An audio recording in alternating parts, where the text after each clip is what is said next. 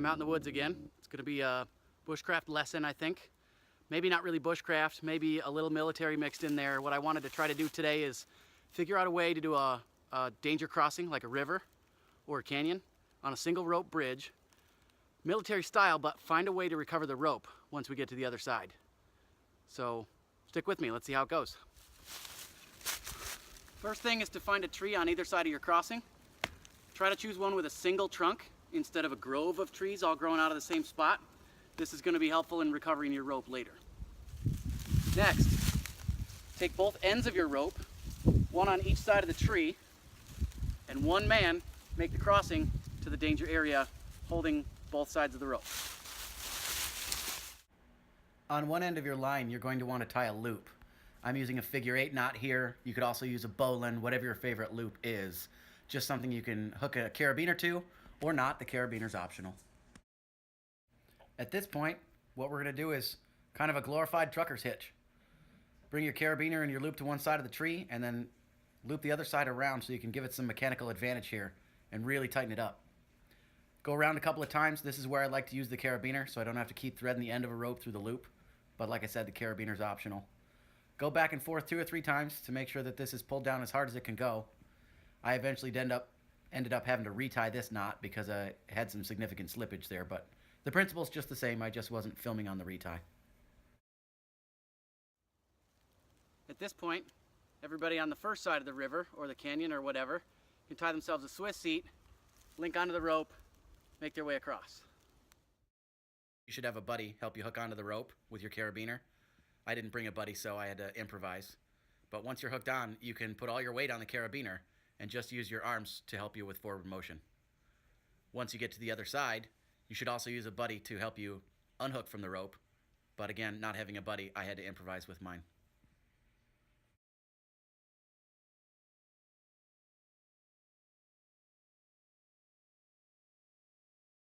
So what do you do if you really get to the other side and you can't get your carabiner off the rope? You try lifting and that doesn't work. You try jumping, standing taller, that doesn't work. All you have to do is untie your seat. You could take the whole rope down, but if there's anybody waiting to cross behind you, you'd have to retie it. So untie your own seat, let everything come out through the carabiner, and take it with you when you're done. Now all you need to do to recover your rope is untie your knot and start pulling on one end. The other end will loop back around the other tree and meet you on the right side. This is why we wanted a single trunk tree on the other side, was to make sure that as you're recovering your rope, it's not going to get tangled in a multi-trunk or a grove type of system on the other side.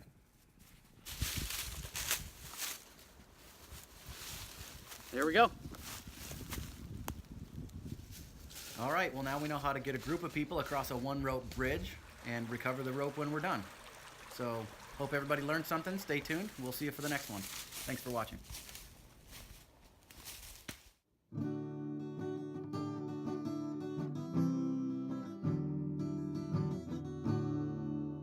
All right, this is a piece on how to tie that Swiss seat. It's going to get you across your rope bridge. First, you need a piece of rope. How long your rope should be depends on your body type. For my purposes, my rope needs to be about 2.5 wraps around my waist. So the bigger I am, the more rope I'm going to need. If I'm skinny, I need less. Experiment with what works for you.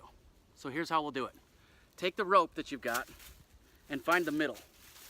This is easy, just line up the 2 ends, kind of like what we did before. Take the middle of your rope and hold it against your right hip if you're right-handed, left hip if you're left-handed. Take the rear piece of rope and bring it around behind you, and then tie those pieces in an overhand knot. 1, 2 wraps. Cinch it up. Now, let these 2 pieces hang in front of you. And what you're going to have to do is reach around behind your legs and pull on these pieces of rope so they come up under your middle area, I guess we'll call it. Once they're around behind you, bring them up and tuck them through the rope that went behind like this, so that they create a bite on themselves and they won't slip.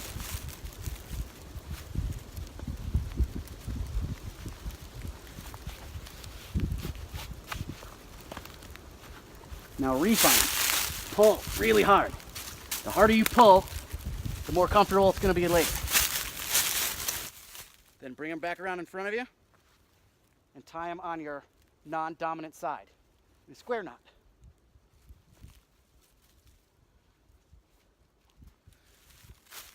Square knot. This is the same kind of seat you can use for rappelling, and the reason we have the knot on the non-dominant side is so that when you're braking with your dominant hand rappelling, that knot isn't getting in your way. Next, take your carabiner and clip it through both pieces. First through the braided part or the twisted part, then through the single.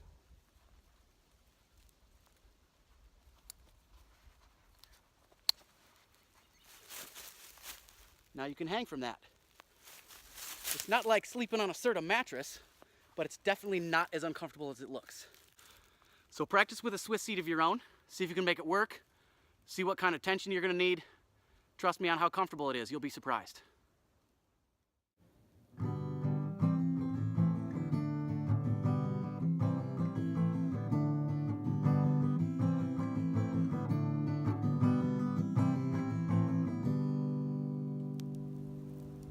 Cool bonus. I brought this old dog food bag out here with me, and I was able to make a little frame out of some poles, and it's made out of this really cool, tough, woven material, and man, it makes a great seat. If the bag were any bigger, like the next size larger bag, and you had two of them end to end, you could make an easy raised bed, or even a stretcher in an emergency. I think they weigh almost nothing. This may become part of my all-time carry kit, just because it makes sitting down so easy.